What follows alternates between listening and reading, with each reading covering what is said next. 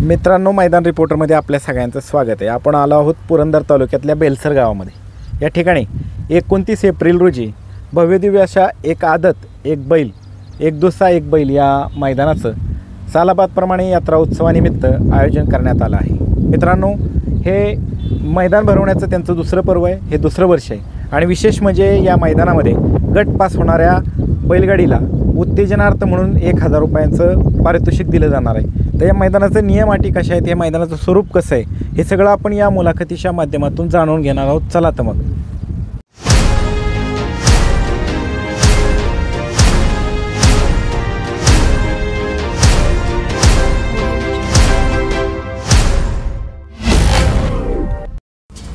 दादा नमस्ते। नमस्ते। आपलं नाव काय दादा? माझं नाव तुषार कुदळे। काय सांगाल मैदानाच्या संदर्भामध्ये? किती तारखेला मैदान आहे आणि कुठं आहे? हे मैदान आहे बेलसर गावामध्ये। हां, बेलसर गावामध्ये। तालुका जिल्हा?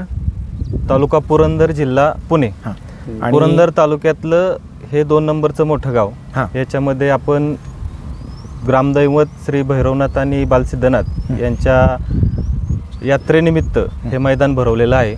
पर्व कितवं आहे तुमचं? हे मैदान आपण दुसऱ्या पर्वात भरवत आहे। गेल्या वर्षी पहिलं पर्व झालेलं आहे। बरं। आणि मैदानाचं स्वरूप काय? मैदान कसं आहे? एक आदत आहे, एक बैल आहे का ओपन आहे, कसं आहे सांगा? हे मैदान एक आदत, एक बैल आणि एक दुसरा एक बैल, या पद्धतीचं हे मैदान आहे। मैदानाचं एक्झॅक्ट लोकेशन काय? या मैदानाचं एक्झॅक्ट लोकेशन बेलसरपासून 1 किलोमीटरवरती बेलसर उरुळ कांचन हायवे लागतच हे मैदान आहे। बेलसर रासकरमाळा पेट्रोल पंपाच्या शेजारी। आणि हे इथं किती मैदान होऊन गेलेले?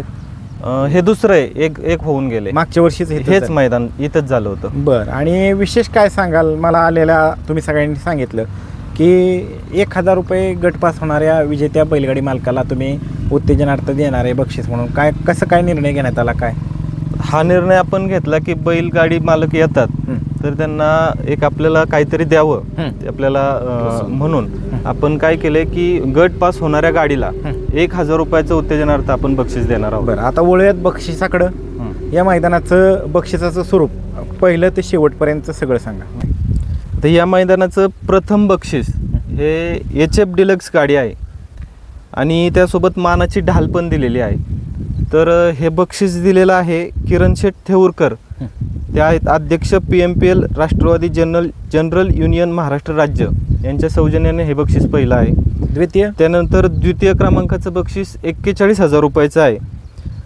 तर ते मान्य श्री अमित शेठ झेंडे, सरपंच दिवे यांच्या वतीनं 41,000चं बक्षीस आहे। तृतीय बक्षीस आहे 31,000 रुपयाचं, ते दत्ताशेठ झुरंगे शिवशंभो पतसंस्थेचे चेअरमन आहेत, त्यांच्या वतीनं हे बक्षीस आहे। चतुर्थ बक्षीस आहे 21,000 रुपयाचं, ते बक्षीस आहे संदीप शेठ चिकणे माजी सरपंच नाझरे यांच्या वतीनं आहे। पंचम बक्षीस आहे 11,000 रुपयाचं, ते आहे गुलाब शेठ जगताप उद्योजक सासवड यांच्या वतीनं आहे। आणि षष्टम बक्षीस आहे 7,000 रुपयाचं, ते बक्षीस आहे पुरंदर डेव्हलपर्स संतोष किसन जगताप माजी उपसरपंच व विजय शिवाजी जगताप उद्योजक यांच्या वतीनं आहे। त्यानंतर 7व्या क्रमांकाचं बक्षीस आहे 5,000 रुपयाचं, ते बक्षीस आहे गणेश शेठ भोसले युवा नेते जेजुरी यांच्या सौजन्यानं हे बक्षीस आहे। त्याच्यानंतर ढालीचं सौजन्य आहे श्री गणेश विजय जगताप अध्यक्ष बालसिद्धनाथ प्रतिष्ठान बेलसर हडपसर यांच्या सौजन्याने ढालीचं सौजन्य करण्यात आलेलं आहे। बरं, आता या मैदानाची ऑनलाईन नोंदणी होणार आहे का? या मैदानाची ऑनलाईन नोंदणी नाही होणार आहे, या मैदानामध्येच नोंदणी होणार आहे। सकाळी लवकर येणाऱ्या गाड्यांचे नंबर घेतले जातील। बरं, लवकर येणार। किती वाजेपर्यंत नोंद होणार आहे? 12 वाजेपर्यंत साधारण नोंद होईल। चालतंय। या मैदानाचं आयोजन श्री बालसिद्धनाथ श्री भैरवनाथ चैत्री उत्सव यात्रेनिमित्त कैलास भाऊ मित्र परिवार यांच्या वतीनं हे मैदान भरवण्यात आलेलं आहे। या मैदानाचं नियंत्रण अखिल भारतीय बैलगाडा संघटना पुरंदर तालुका यांच्या नियंत्रणात असणार आहे।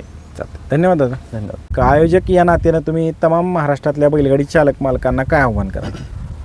असंख्य बैलगाडी मालकांना एक आव्हान करण्यात येत आहे की जास्तीत जास्त संख्येने मैदानावरती या आणि मैदान हे पारदर्शक होणार आहे, याची सर्वांनी नोंद घ्यावी। चालतं। नमस्ते। नमस्ते। आपलं नाव? माझं नाव कैलास जगताप। काय सांगाल, मैदानाला नाव काय देण्यात आले? शिवशंभो केसरी या नावाने आम्ही हे मैदान पर्व भरवतोय. किती वय? हे पर्व दुसरं आहे. दुसरं पर्व आहे. हो. बरं, आता मैदान कुठे आहे एक्झॅक्ट? हे मैदान Uruli Kanchan Jejuri road highway touch मैदान आहे. रासकर पेट्रोल पंपाच्या शेजारी बेलसर गावापासून 1 किलोमीटर आहे. बरं, आता आपण दादा वळूयात मैदान कसं आहे काय पाहूयात.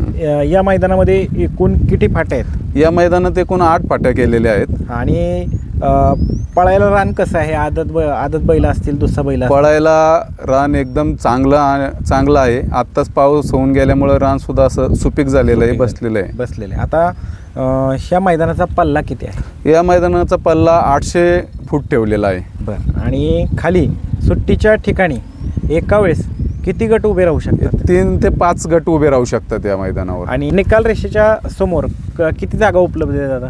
400 ते 500 फूट जागा आणि मोकळं रान आहे. बरं, हां. त्याचबरोबर दादा आता या मैदानाच्या परवानगीची प्रोसेस कुठपर्यंत आली?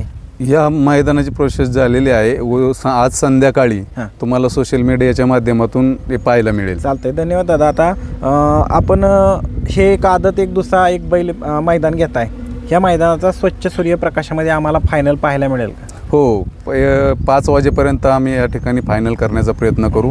सर्व बैलगाडा मालकांनी त्यासाठी सहकार्य करायचं आहे. त्याचबरोबर दादा या मैदानामध्ये एकूण किती टक्के बॅरिकेड असणार आहे दोन्ही बाजूला? या मैदानामध्ये एकूण 50% बॅरिकेड आम्ही ठेवणार आहोत. आणि या मैदानात खाली सुट्टीच्या ठिकाणी कॅमेऱ्याची व्यवस्था करण्यात हो, आली? आहे ना.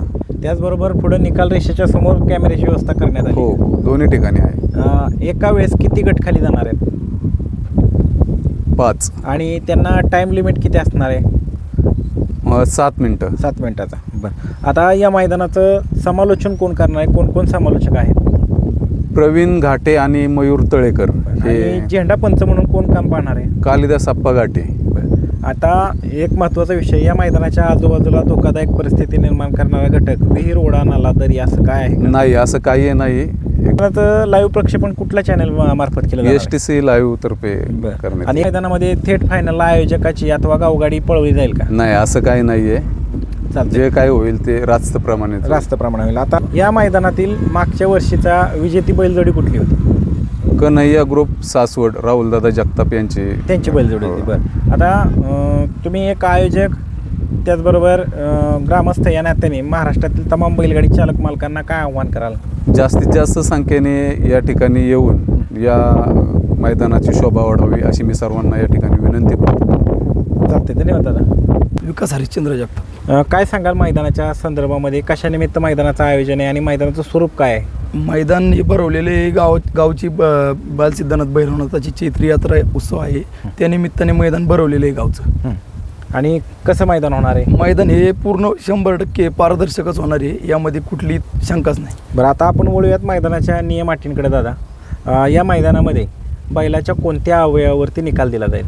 मैदानामध्ये एक आदत एक बैल एक दुसरा एक बैल असल्यामुळे आपण पूर्णपणे पायावरती निकाल ठेवलेला आहे. मैदानामध्ये एखादी बैलगाडी विजेती झाली आणि त्या बैलगाडीच्या चालकाने त्या बैलाच्या शिफ्टीचा चावा घेतला, ही बाब तुमच्या निदर्शनास आली अथवा कोणी ऑब्जेक्शन घेतलं तर ती गाडी बाद केली जाईल का? 100% नियमांचं जर उल्लंघन झालं, शेफ्टीचा चावा घेतला आणि ते निदर्शनास जर आलं तर त्याच्यावरती 100% कारवाई होणारच आहे. गाडी ही पूर्णपणे बाद केली जाईल. त्याचबरोबर यासाठी ऑब्जेक्शन घेण्यासाठी किती गटाचं टायमिंग असणार आहे? यासाठी 2 गटाचं नियम राहील. त्याचबरोबर एका वेळेस खाली किती गट जाणार आहेत? एक 4 ते 5 गट खाली जातील. आणि त्यांना टाइम लिमिट किती असणार? टाइम लिमिट एक 7 ते 10 मिनिटाचं टाइम. बजर सिस्टीम आहे का? बजर सिस्टम आहे. हां. त्याचबरोबर आता दादा आदतचं मैदान आहे, त्याच्यामुळे लॉबी टचचा निर्णय कसा असणार आहे? लॉबी टचचा निर्णय 100% जे गाडीचे दोन्ही चाकं आणि दोन्ही बैल ज्या टायमिंगला तास सोडून पलीकडच्या तासात जातील त्या टायमिंगलाच पूर्ण गाडी लॉबी टच दिली जाईल, बाद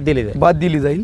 एक चाक पलीकडे गेलं, एक बैल पलीकडे गेला तर ती लॉबी धरली जाणार. बरं, आणि आता ज्या दिवशी मैदान संपन्न होणार आहे त्या दिवशी इथं दिवसभर पशुवैद्यकीय अधिकारी उपलब्ध असणार? 100% बैल आहेत, आदत बैल आहेत, त्याच्यामुळे 100% सकाळी मैदानाच्या ओपनिंगलाच आपले पशुवैद्यकीय अधिकारी. त्याचबरोबर ॲम्ब्युलन्सची व्यवस्था करण्यात ॲम्ब्युलन्स सुद्धा आहे, गावची ॲम्ब्युलन्स आहे. त्याचबरोबर मैदान हे गावापासून थोडंसं लांब आहे, त्यामुळे पिण्याच्या पाण्याच्या टँकरची 100% पिण्याचं पाणी, बैलांचं पाणी दोन्ही उपलब्ध केलेलं आहे. त्याचबरोबर या मैदानामध्ये गटाला समान गाडी उतरली तर कसं राहणार निर्णय दादा? जर गटाला समान गाडी उतरली तर ती गाडी खाली जाऊन परत पळवण्यात येईल. हां, आणि सेमीफायनलला सेमीफायनलला उतरली, दोन्ही गाड्यांचं जर समन्वयक झालं तर ती दोघांचा निर्णय काय होईल त्याच्यावरती अवलंबून राहणार. जर दोघांचं समन्वयक नाही झालं तर त्या गाड्या पण परत पळवल्या जातील. चालतंय. धन्यवाद दादा. बाल सिद्धनाथाच्या नावानं बोला, भैरवनाथाच्या नावानं बोला, शिव शंभो.